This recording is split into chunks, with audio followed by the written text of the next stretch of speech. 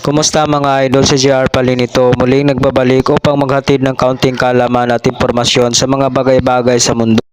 Ngayon ay ating alamin kung ano-ano nga ba ang maidudulot nito sa ating katawan. Isang paalala, mag-ingat lamang at huwag lumabis dahil ang lahat ng sobra ay nakakasama. Maging mapanuri sa paggamit kung anong klaseng herbal ang nararapat sa sakit.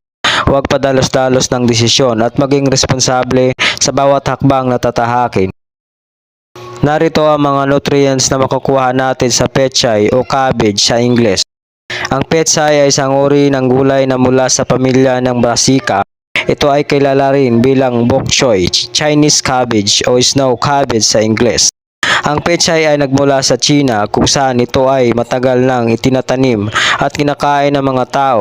Ang pechay ay may mahabang puting tangkay at malalapad na berdeng dahon na may kaunting mapait na lasa. Ito ay masarap